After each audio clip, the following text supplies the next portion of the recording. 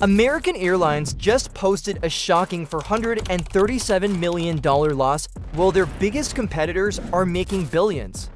But what happened next will absolutely blow your mind.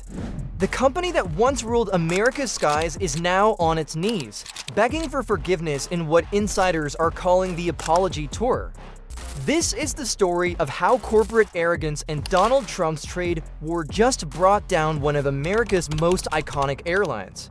And if you think this is bad, wait until you hear what they did to their own customers. American Airlines isn't just struggling, they're in complete free fall. While Delta Airlines raked in $3.9 billion in profit and United Airlines made $3.1 billion, American barely scraped together $846 million. That's not a typo, their competitors are making 4 times more money flying the same routes, serving the same customers in the same market. But here's where it gets really crazy.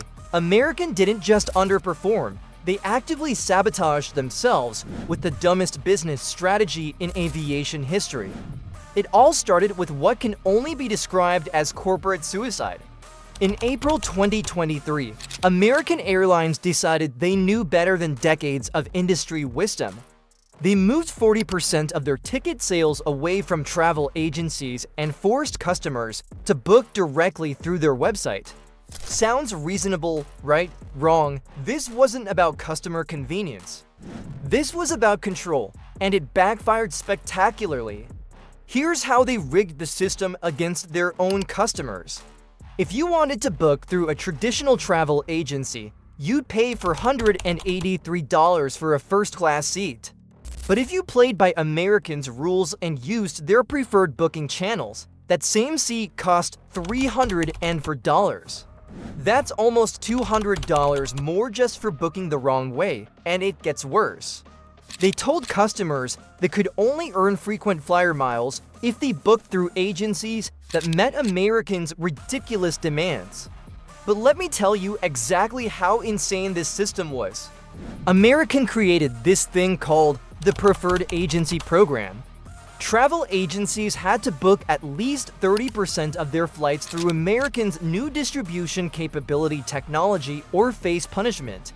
What kind of punishment? They lose access to competitive fares, premium seat selections, and their customers couldn't earn miles. It was basically corporate extortion. Picture this. You're a business traveler who's been loyal to American for years. You work with the same travel agency that's handled your company's flights for decades. Suddenly, because your agency didn't meet American's arbitrary technology requirements, you're paying hundreds more for the same seat, getting worse service, and earning 0 miles. How would you feel? Betrayed doesn't even begin to cover it. Corporate travel managers were furious. One travel agency, Antrav, found that 35% of their itineraries had lower fares only available through the new system, with average savings of $164. But here's the catch. They had to completely overhaul their booking systems and retrain their staff just to access these fares. American was essentially saying, change your entire business model to serve us, or we'll make your customers pay more. The backlash was immediate and brutal. DCM elite travel planners in Louisiana found that a simple flight from New York to Chicago had the same main cabin fare across all systems, but first-class fares were dramatically different. Through the old system, first class cost $483. Through American's preferred channels, it was $304. That's a $179 penalty just for using the wrong booking system. But it gets even more ridiculous. American had a problem with unused tickets. Businesses often have dozens of these sitting with their travel agencies. Under the new system, these old tickets couldn't be converted to the new format. Amtrak CEO Jeff Clay wrote a frustrated post saying, quote, "Please give us a way to exchange old tickets for new ones." It is a lose-lose situation. Customers are enraged by it, which makes them furious at both American and the travel management company. The American Society of Travel Advisors didn't mince words. They called it a clear abuse of market power. Corporate customers were furious. Travel agencies were in revolt, and Americans' response: double down on the stupid strategy. While their competitors saw 14% growth in corporate travel bookings, American managed pathetic mid to high single-digit growth. That's business speak for "we're getting crushed." The writing was on the wall, but Americans' executives were too arrogant to read it. Chief Commercial Officer Vasu Raja was the mastermind behind this disaster. He kept insisting everything was fine while revenue hemorrhaged and relationships crumbled. Finally, even American couldn't ignore reality anymore. Raja got fired and the cleanup operation began. CEO Robert Isom finally admitted what everyone already knew. Quote, "We over-indexed on direct, and we've got to find a way to get back to the richer pool of indirect revenue." Translation: we screwed up big time and now we're desperate. He also confessed, "We moved faster than we should have. We didn't execute well. We regret the difficulty it created." Corporate speak for "we're sorry, please come back." The recovery process became known internally as the apology tour. Think about that. A major airline's executives had to go around the country apologizing for treating their customers like garbage. One executive described it as an arduous task where some partners shared stronger messages during negotiations.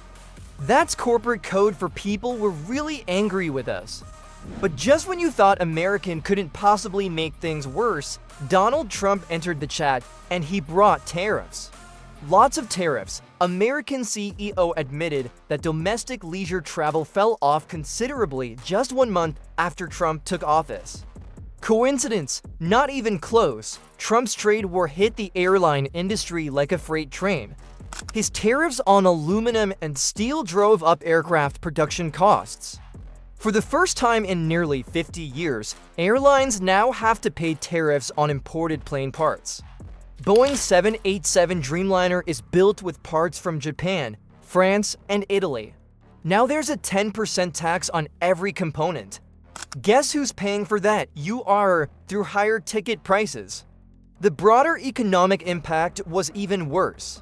Trump's tariffs triggered panic in financial markets and generated recession fears. Consumers started pulling back on spending, including travel. International visitors to the United States are running 5% lower than last year, partly due to what economists call anti-American sentiment from Trump's heavy-handed trade policies. Delta CEO Ed Bastian called Trump's shifting trade policy the wrong approach and said it's hurting both domestic leisure and corporate bookings. Even Delta, the most profitable airline in America, had to scratch its 2025 performance expectations and put planned flight expansions on hold. If Delta is struggling, imagine what's happening to American. Here's why American got hit the hardest. While Delta and United have extensive international networks that generate premium revenue, American is heavily dependent on domestic routes. When Trump's policies scared away international visitors and spooked domestic travelers, American had nowhere to hide. They were already bleeding from their distribution disaster, and Trump's trade war was like pouring salt in the wound. The numbers tell the brutal story. American posted a $437 million loss in the first quarter of 2025.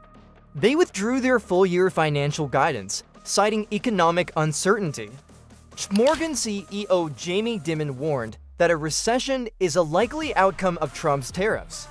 Industry groups are warning that tariffs could risk air safety, disrupt supply chains, and raise costs across the board.